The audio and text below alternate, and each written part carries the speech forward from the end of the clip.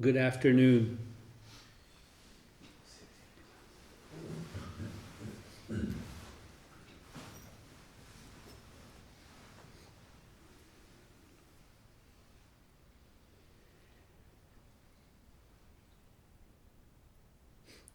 This mind deluded is samsara. Samsara is the endless cycle of birth and death, the opposite of nirvana. This mind deluded is samsara. Awakened, it's nirvana. This is a very simple explication of the essential point of Zen practice, really of Buddhism. This was written as the beginning of a letter about 1 page long from a Chinese Zen master about 750 years ago. He was writing it as inspiration to a Japanese Zen priest who had come from Kyoto to practice under him in China.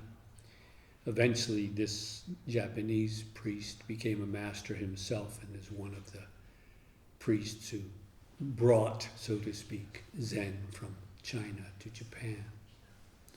Actually, the temple where he was a new temple 750 years ago.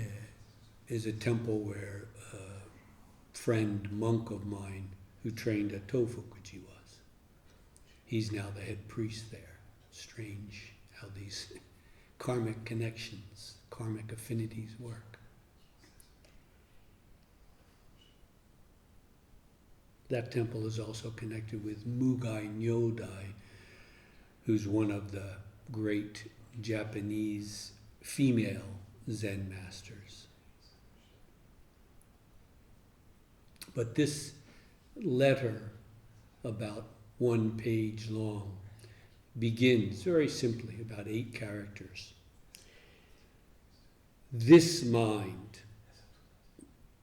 this is the essential point. If you got that, it's done. The first 2 characters. It's a kind of an emphasis, not just mind, a very simple character, 4 strokes. It's what they pictured the heart to be, the heart or the mind. There's no clear distinction as there is in the West, the heart or the mind. But it's this very, the present, your mind. This mind, deluded, samsara. Awakened, it's nirvana. With this first sentence alone, we can make clear the one great matter.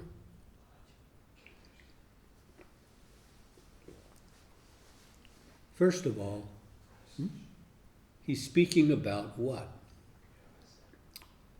The enlightened mind that you will reach in some distant future? No. Made it very clear, the first 2 characters. This mind, your very mind, the present mind you now have. Clear, cloudy, confused, makes no difference. Now he's going to parse it, to clarify, make a distinction that's needed. This mind, you already got it. This mind, deluded, guess what? Suffering. You got samsara. That's what it is. And the subject of the sentence is the same now. This mind, awakened, it's nirvana. It's simple enough. There's not 2 different minds. A mind that you will attain when you've gone through enough and eventually will become, you'll stop being Balash or Jeff or whatever, and you'll become Buddha. No, you'll become who you truly are. Awakened. And one term for that is nirvana, the ceasing of all delusion. It's all right there. It's all right there. Once again, this mind, deluded, samsara.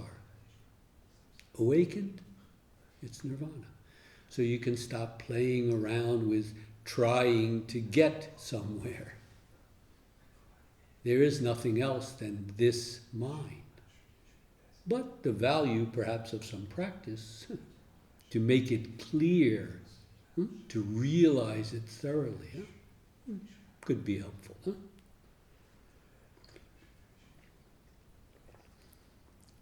After making that first statement, the author then goes on to say, however, the delusion of samsara can be difficult to get rid of. It's coming down to our level. Okay, if we want to talk about samsara, actually, that can take some time and some work. That's right. Does anyone not know the endless patterns that you will go in if your mind is not disciplined? It's the most obvious thing in the world. It's the hell, the difficulty, the torture of, well, not practice, but wrong-headed practice. It's the delusion of samsara.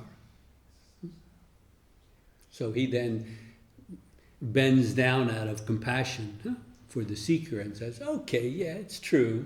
What I just said is pretty deep, actually. Yeah? It's pretty good, huh? This mind, deluded samsara, awakened nirvana. But as a matter of fact, it can take some time to really realize that. So he bends down, he admits, okay. But then he really blows it away with the next sentence, which is, little do you imagine the awakening of nirvana is like what?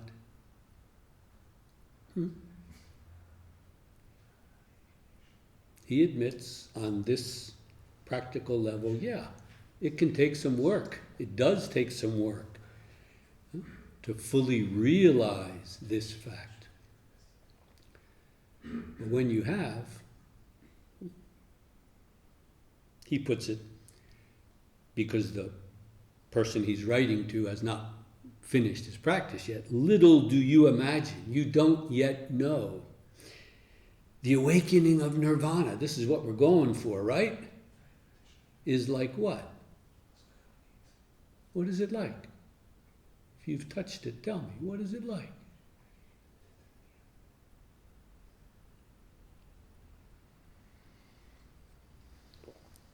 He says, little do you imagine, the awakening of nirvana is like gold dust in the eyes.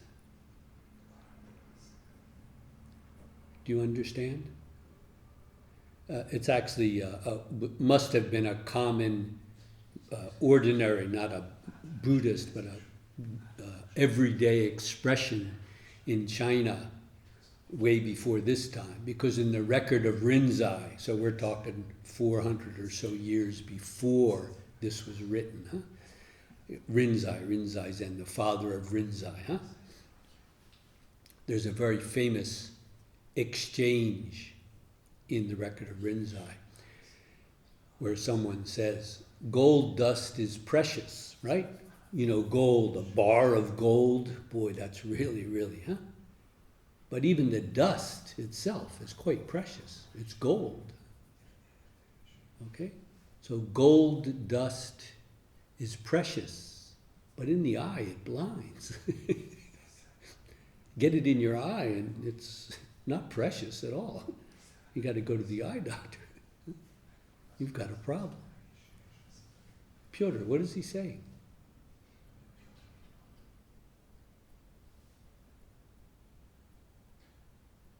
Yeah, I guess when you get attached to experiences, Well, at least I tend to make something of it, and Mhm. it becomes a trap in itself.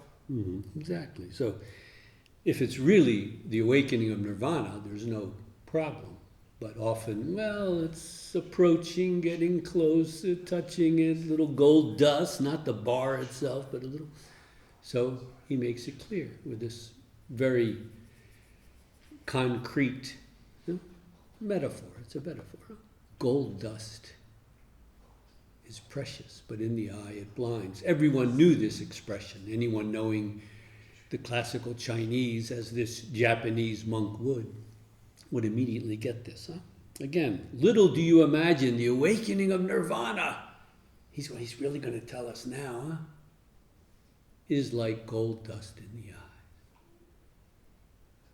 Unless it's been forgotten, it's not thoroughgoing. Huh? If there's still something to hold on to, huh? It's not yet really there. It's not yet really here. Once again, there are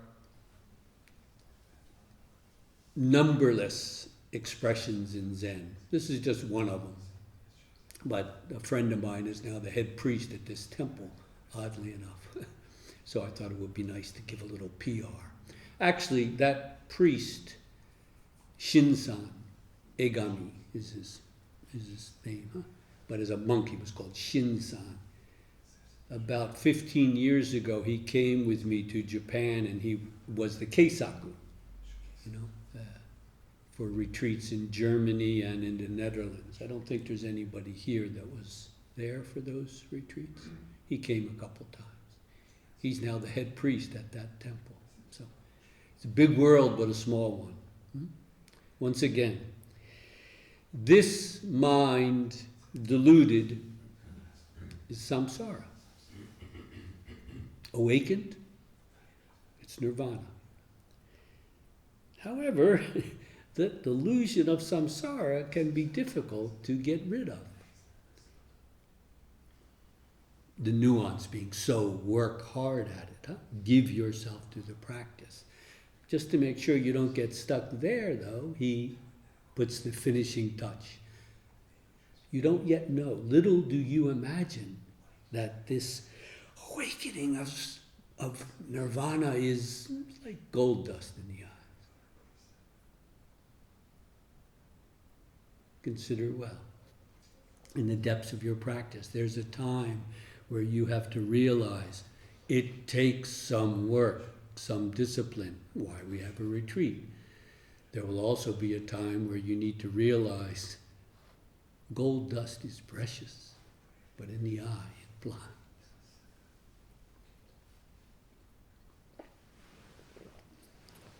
I like to put it this way. There's a Japanese Zen expression. A monk without satori or kensho, awakening. It's the same thing. A monk without awakening isn't worth a penny. You understand? Is worth nothing, not even a penny. A monk without awakening, kensho, satori, isn't worth a penny. This is a very powerful expression in the monastery for a monk who has yet to break through, right? What they don't tell you is a monk with awakening isn't worth a penny either. That's what you need to realize. Some of the monks need to realize that too. Do you understand? You understand?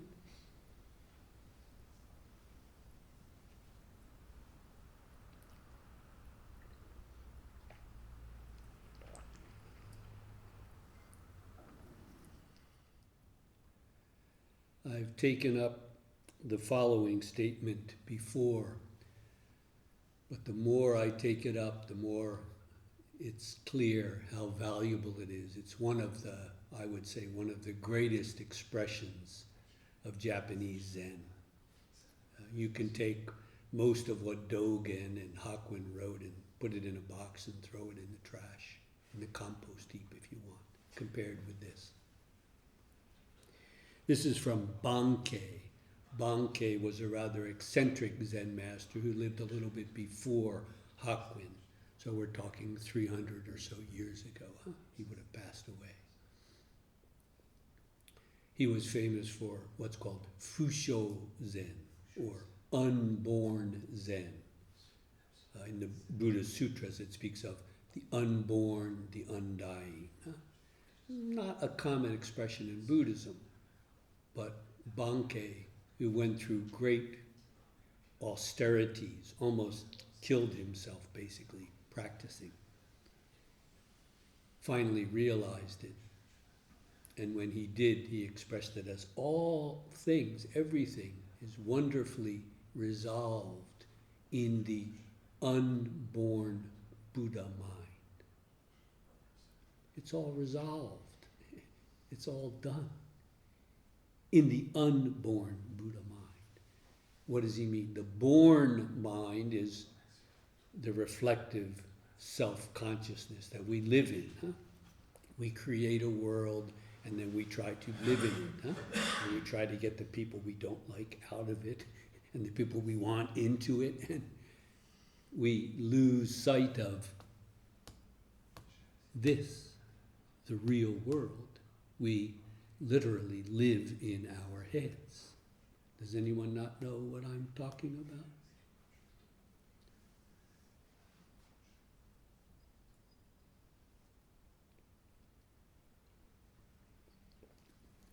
A monk asked Bankei, men of old said that great doubt leads to great awakening. It's a very common expression. Literally something like at the bottom of great doubt is great awakening. Going through great doubt, there is great awakening. It means this. Men of old said that great doubt leads to great awakening. But you don't take up this great doubt in your teaching. Why? Bankei usually doesn't talk about it. But Rinzai especially, but Soto as well, but Rinzai teachers would often speak of this. So the question is quite a natural one. Men of old, the great masters spoke of,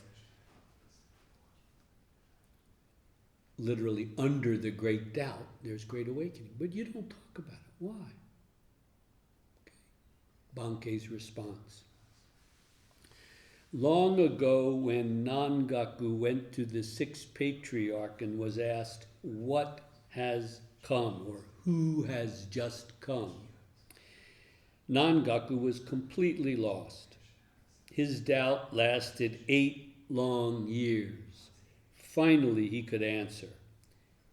He said, even to speak of it as this misses the mark. Now that's great doubt and great awakening. So Bankei is going back to the ancient Zen tradition, really, legends. The sixth patriarch I mentioned yesterday. It said that a monk came to him and the sixth patriarch asked, where have you come from? And there's a standard protocol or etiquette. Even to this day in Japan, it's rather similar. So there are set questions. A monk comes to visit a master. Where have you come from? In this case, Mount Sung, one of the great Buddhist centers of China. Then the question might be, how many monks were in the monastery there? 200. What did the master teach? He taught such and such like this. But at least according to the legend in the Platform Sutra of the sixth patriarch, after the sixth patriarch asked his standard question, where have you come from? Mount Sung, instead of asking one of these standard questions, he said, who has just come? What? Wait a minute. I had all the other answers ready, but that one? Who has just come? It said it took him 8 years to be able to respond. But notice, Bankei is not criticizing or denying great doubt. He actually says at the end of this, now that's great doubt and great awakening. He's affirming, clarifying what it really is. So far, so good? Okay? Bankei continues. Suppose you lost your only surplice. I call it a baby Buddha bib. When you become a priest or when you're ordained, you're given, it's a kind of a shortened version of what the kesa would be, and they would wear it around their neck. On the back, it may be written the name of the priest who ordained you and maybe some laudatory, inspirational comment. It's a very precious thing. It is your identity now as a priest. Suppose you lost your only surplice and couldn't find it anywhere. You couldn't help but search and search without let up. That's real doubt. He's really bringing it home for this guy who it says it was a monk, so he was probably wearing one at the time. So he's really bringing it home. Suppose you lost that one proof of your identity as a Zen Buddhist. What would you do? Maybe I'll look for it tomorrow. No, you'd be pushing people out of the way. Where is it? Where is it? The actual expression doubt, in Chinese it's usually written as two characters. Doubt, sensation. Sensation, not thought or something intellectual. It's a sensation. Something must be done. Again, Bankei is not denying genuine great doubt. He's clarifying what it is for the monk. Now the real culmination, bringing it home. Now he's speaking directly to that monk. People nowadays, again, this is Bankei continuing his answer. People nowadays say they need to have doubt because people in the past did. So you cultivate a doubt, artificially cultivate a doubt. But that's merely an imitation of a doubt, not real doubt. So the day never comes when you arrive at a real resolution. It's as if you were to go off looking for something you hadn't really lost, pretending you had. Clear? Once again, Bankei is not denying great doubt at all. He's affirming what it really is. But he also is very aware of how these set phrases become dead. And teachers start using them, just set phrases, and they've lost their real meaning. So he's trying to bring that real meaning back. Let me read it through one more time, okay? Are there any questions, something unclear you don't understand about this exchange?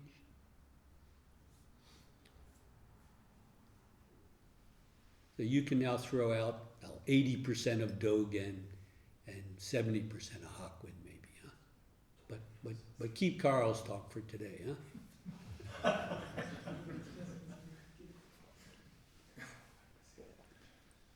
Any question about the words used? It's clear?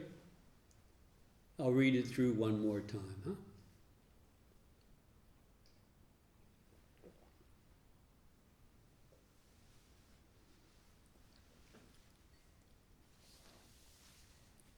A monk asks, men of old said that great doubt leads to great awakening. Why don't you take up this great doubt in your teaching? Bankei, the master, responds. Long ago, when Nangaku went to the sixth patriarch and was asked, "Who has come?" Nangaku was completely lost. His doubt lasted 8 long years. Finally, he could answer, even to speak of it as this misses the mark. Now that's great doubt and great awakening. Suppose you lost your only surplice, kesa, and couldn't find it anywhere. You couldn't help but search and search without let up, without stopping. That's real doubt. People nowadays say they need to have doubt because people in the past did. So you cultivate artificially. You cultivate a doubt. But that's merely an imitation of a doubt, not real doubt. So the day never comes when you arrive at a real resolution. It's as if you were to go off looking for something you hadn't really lost, pretending you had.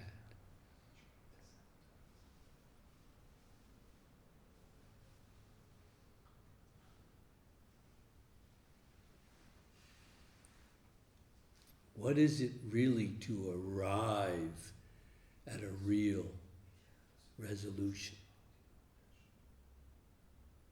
What is it to arrive at a real resolution? I would say it is to be free of the very need for a resolution.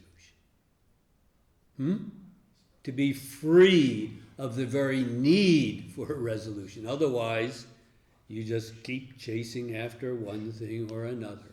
You know where that leads. Thus, as Carl tried to make clear, you can't go toward awakening. It's this mind. Maybe it's not fully realized, but it's this mind. You can only come from it. Once again, does anyone have a question or concern from out of this practice, out of this mind, deluded or awakened? It makes no difference.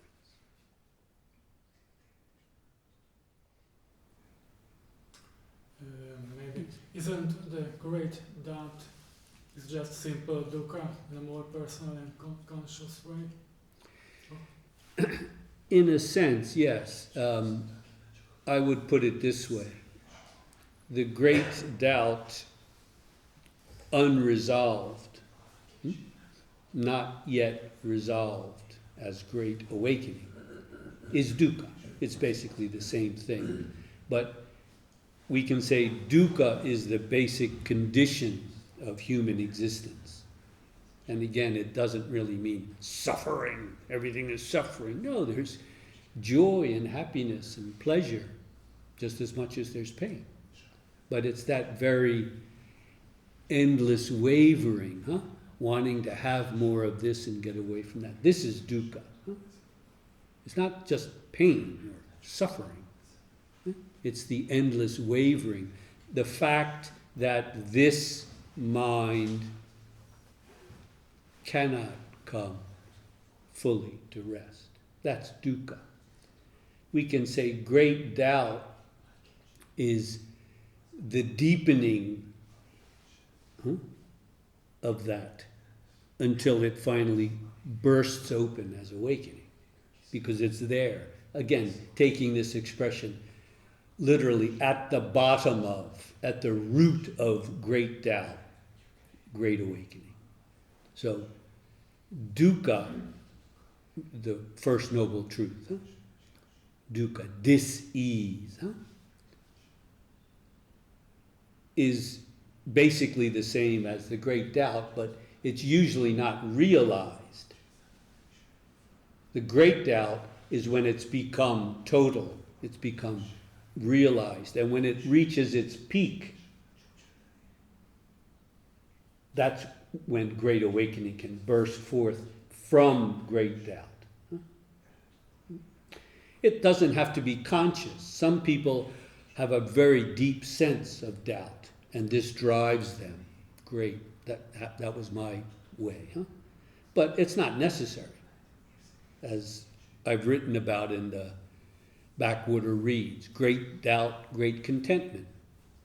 Some people go through it through contentment. The first time they sit, they feel, wow, I'm home. This is wonderful. Pain? That's no problem. And they're deeply content.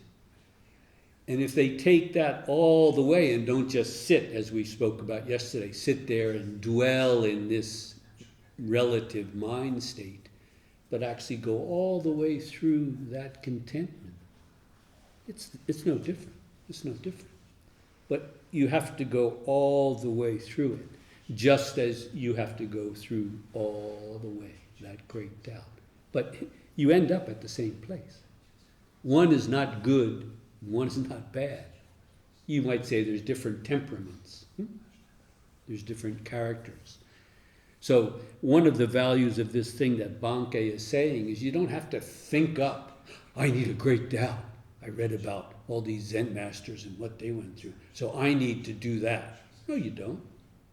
What you need to do is open up to what's in the depth of your heart and mind. For some people, there's a profound contentment, and we need to get to the bottom. What is the root of that? The contentment we usually speak of is just a temporary state, right? And we can want to stay with that, right? Don't bother me, I'm on my cushion. Well, this is obviously not genuine contentment, right? It's just a temporary wavering in the mind, a temporary loosening of the tension. But it's not true contentment. So contentment will do if you take it all the way. Great doubt will do too. One is not good and one is not bad. But if you open up through sustained zazen to what is in the depths of your heart, your mind, it will show you, Malash, the way you must go. Which is the way for you? I think I have never met or heard about anyone who had great contentment, so I'm skeptical about it. Yeah, it's not common, but then how many people do you know have really had great doubt? Well, But it's true. And yet, I do know of some people who they did not come up against a kind of a crisis and had to deeply question in a very, as I mentioned yesterday, Paul Tillich, speaking in terms of Christian grace, the grace of God coming in and saving us. No, the grace of utter despair. Well, this is virtually the great doubt, you see. Unless you get to the point of utter despair, there's nothing I can do, and yet it must be done. Unless you get to that point, you will not come to a real resolution. Unless you can reach it just naturally through deepening that contentment. I know of some people that are able to do that, that have been able to do that. I won't say it's more common with women than with men, but the macho approach tends to be through great doubt, I can say that. And it has its dangers, doesn't it? I don't know. It does, it does. That's why it must be properly applied. That's why genuine guidance can really be helpful. Do you want to say anything else? I'm okay. Okay, thank you. Thank you for your question. Anyone else?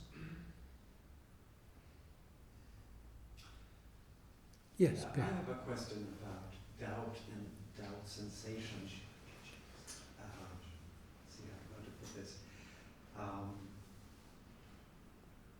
When we see this word used or read it in Japanese and Chinese and American texts, it seemed to be, well, doubt, something is,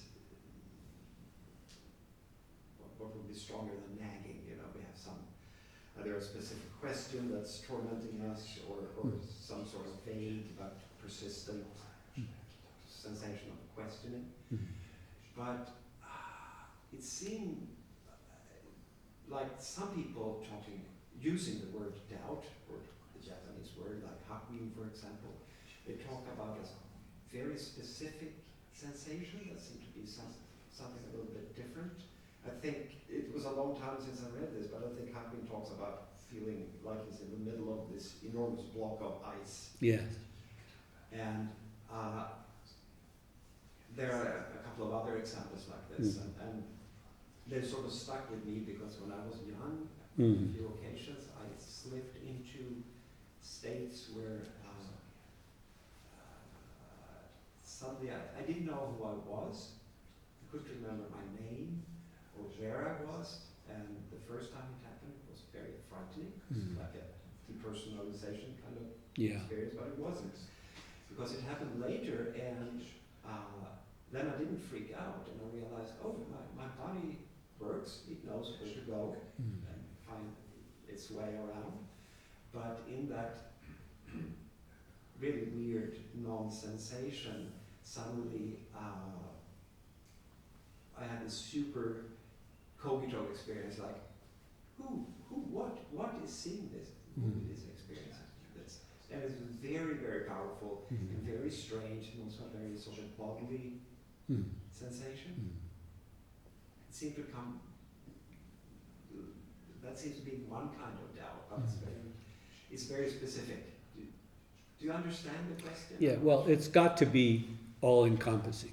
It's not specific, yes, it's completely concrete. It's a sensation, and it must come to include everything. That's what Hakuin is trying to say with this, like a vast ice palace. Huh? Yeah. It's completely clear. You get up and you do what needs to be done. There's no interference at all. It's not snow or rain, or it's ice. You can see all the way through, But it's still like a block. When that shatters, as Hakuin explains, that's great awakening. But it's a very potent metaphor. It's like being in a giant ice sheet. Huh? It's perfectly clear, and yet there's still something holding. Huh? So it's a very, he knew what he was talking about. And he says at that point, not just thinking, feeling, consciousness, will, in other words, as I mentioned yesterday. Huh? Thinking, feeling, will itself is stopped, stuck in a very good way. And when that breaks up, that's awakening. Huh? There are many descriptions of it in the Zen records. Again, they're different in the sense that the way that it comes to a person, but it comes to include everything, beginning with you. Otherwise, it's not the great Tao. One very famous example was Gao Feng, who, in a dream, he remembered a koan that he had tried to work on before, and he couldn't. But in the dream, it came to him, all things return to one. To where does the one return? And all of a sudden, in a dream, it became the great doubt opened up for him. And he said after that, when he woke up, he could not think about anything else. He could do what needed to be done, putting out his mat to have a meal with his bowls, practicing meditation, doing whatever he was doing, going to the bathroom. There was just that, where does this one come from? And he says, it was like I was glued or nailed to it. I couldn't think about anything else, even if I wanted to. That's great Tao. Anything else is just mental masturbation, you see? You see? But it occurred naturally, as it ideally should. Pushing it from the outside, well, it has its value, but also its dangers and its limit. That's why I'm emphasizing to wake up to it here, your own great doubt. But when it reaches its culmination, Balash, you understand, no? There's nothing else to think about. If there is, that's not the great Tao. It's clear? There's a very, really humorous, dramatic way that another Zen master explained it, huh? He said, he speaks of great trust or great faith, great doubt, and great determination. You understand? The three legs of a tripod. So when they would cook in China at that time, they had something similar that they would put the pot on, huh? And he would say, if one leg of the tripod is missing, what happens? You don't have your soup, it's done. It just fall right over, it's useless. So you need all three of those legs. Great trust. What is that? Gao Feng explains, he says, great trust is like you're leaning up against Mount Sumeru, he used. This is the mythological mountain in the center of the universe. But let's just say Mount Everest, okay? It's like you're leaning up against Mount Everest. Can you doubt that? No, look, it's there. Not blind belief, but trust based on your experience. Maybe it's limited, but that's what you lean against. Trust. Very important. Again, not blind belief. Hope, I want it, no. The limits of your experience, but the trust that you have. The second leg is great doubt. What's that like? He was a dramatic guy. He said, it's like, or let's do great determination first. Great determination, to be determined, not to sink back, not to waver. What is great determination? He says that's like when you've just met the person who killed your father. This is Chinese, okay? You've just met the person who killed your father and you immediately want to slice him in two with your sword. It's a bit macho, huh? But in Chinese, 750 years ago, this made sense. Someone has killed your father, and you just met that person. You don't want to talk about it. You don't want to worry, oh, maybe I'll get cut. No, you just pull out your sword and you cut him in half. This is great determination. Will you live? Will you die? It makes no difference. Great determination. I would say it's also like holding your newborn babe in your arms. Okay? So don't be fooled by the dramatic language. Now the third leg, great doubt. What is that? He says, great doubt is like when you've just done something really bad and you're just about to get caught. You know, any minute now your mom's, Jeffrey, what did you do? Huh? It's coming. It's coming. There's no way she's not going to see that mess that you made or whatever. Huh? Okay? So you've just done something really wrong and you're about to get caught. No way you're going to get around it. Just a matter of time. This is the doubt sensation. Huh? It's not, yeah, maybe. No, shit, it's just a matter of time. Jeffrey! I can remember a couple really good examples. What did you do? But it's a very good illustration. But it comes to include everything, you see? Your whole world becomes a wonderful great doubt. Because as you hinted at, all of the intellectual knowledge that you attained, it just falls through. It's nothing. It's nothing. Right? You realize it's just borrowed knowledge. It's not direct, immediate experience. So in a wonderful way, it falls away. Well, this can be frightening for the ego self, for sure. But through great trust, great determination, knowing this is what must be done, huh? And great doubt, huh? It's only a matter of time, huh? But that great doubt, you see, as a kind of a tripod, that's also very important in Zen practice. It's true, some religions do not go there.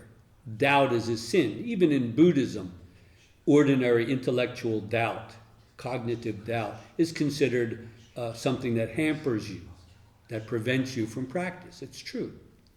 But there's good reason Zen calls it great doubt. It's great because it includes everything, but also because it's wonderful. It's not just well, you know, maybe I could go back to my Christianity, but then again, there are other schools of Buddhism. This is not doubt, this is just mental masturbation. It's clear? Thank you for your example. Is this clear? Again, come to it through your own experience. Don't rely on other people's stories. They can be helpful, but come to it through your own experience.